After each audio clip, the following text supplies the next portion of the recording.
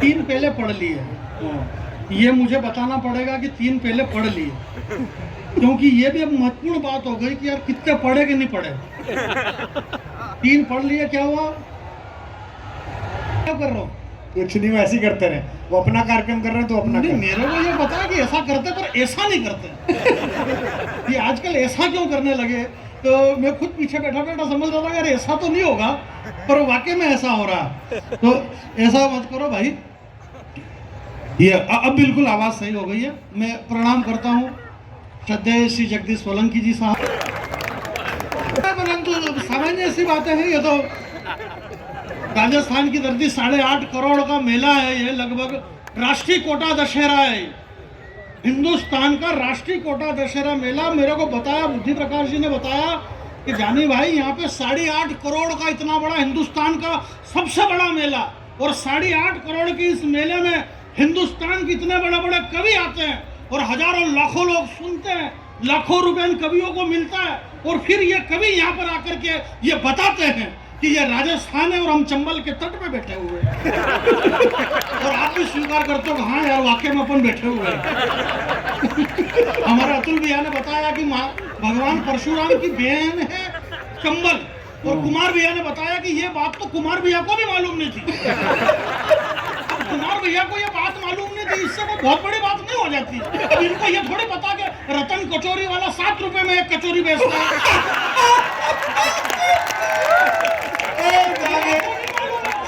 रतन कचौरी वाला 7 रुपए में एक कचौरी और 10 रुपए में 2 दे देता है।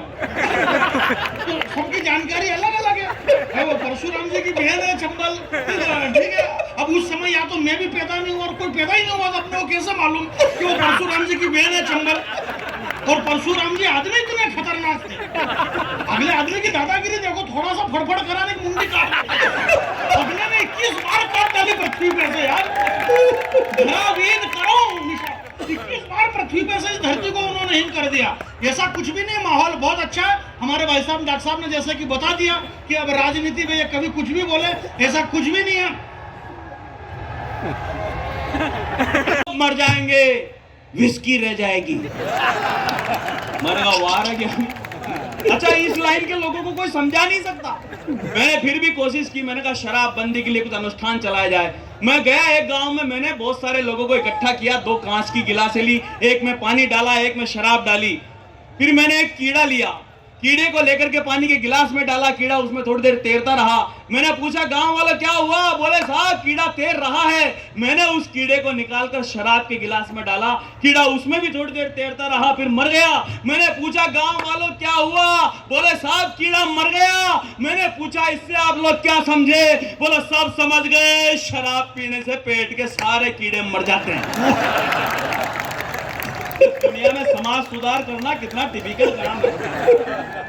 बड़ी विचित्र स्थितियों में समाज का आनंद फंसा हुआ पड़ा, वहां से निकाल करके लाने की कोशिश कर रहा हूं मैं आपको। बता रही है भाई साहब। हाँ, आप इस समय पर आए हो, हमने जल्दी शुरू कर दिया था।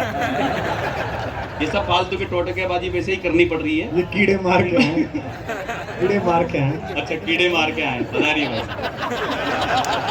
सब ठीक है। मुस्कुराहट के दम पर गम को सीना जान गए, पी करके उसका कोई नहीं होता है। जिसका कोई नहीं होता है उसका कोई नहीं होता है, पर ऐसा कोई नहीं होता है जिसका कोई नहीं होता है। जरा अच्छी बात पर तालियों की लहर उठनी चाहिए।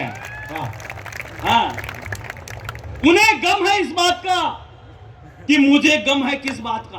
अच्छा, हाँ, ये अनिल जी सुवालका साहब कवि सम्मेलन के लिए बहुत मेहनत कर रहे थे। निशा मुनि गौड़ से भी फोन करवाया, बोले साहब आप कवि सम्मेलन में आ जाएंगे? मैंने कहा आ जाएंगे। बोले कितने पैसे लोगे? मैंने कहा पूछा भाई और कौन कौन आ रहे हैं? बोले साहब सबसे बड़े कवि डॉक्टर कुमार विश्वास आ रहे हैं। और मैंने कहा फिर क्या है, डॉक्टर कुमार विश्वास को जितना दे रहे हो उनसे 1000 रुपए कम दे देना। तो ये छूटते बोले आ जाओ कुमार विश्वास जी हमारे यहाँ 1000 रुपए में ही आ रहे हैं। तो मैं समझ गया मैं किन लोगों के बीच में यहाँ खड़ा हुआ हूँ। मुझे गम है इस बात का कि उन्हें गम है किस बात का। और उन्हें गम है इस बात का कि मुझे गम है किस बात का। कमाल है। कुल मिलाकर हमारे यहाँ सब परेशान यूं हैं, हमें पता ही नहीं है कि हम परेशान क्यों हैं। तब सुना रहा हूं मैं आपको। मुस्कुराहट के दम पर गम को सीना जान गए, पी करके बिना बहके तो समझो पीना जान गए।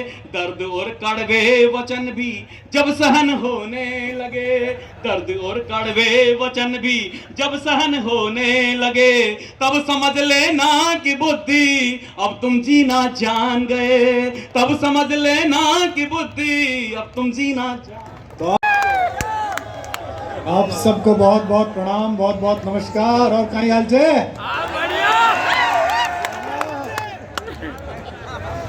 कोटा मेला में 30 साल से आता हूं और पिछले कुछ 10-15 साल से नहीं आया। जहां तक नजर आ रही है वहां तक जनता दिखाई दे रही है। हिंदुस्तान को इंजीनियरिंग के सपने देने वाले शहर को मैं प्रणाम करता हूं आप सबको। कोटा एक मिनी भारत है, यहाँ पूरे भारत के बच्चे पढ़ते हैं, बांग्लादेश के, नेपाल के भी पढ़ते हैं। जितने युवा यहाँ हो जो तैयारी करने वाले हैं बच्चे, वो एक बार जोरदार तालियां बजा के बताएं कि कहाँ का बैठे। सामने जो अतिथि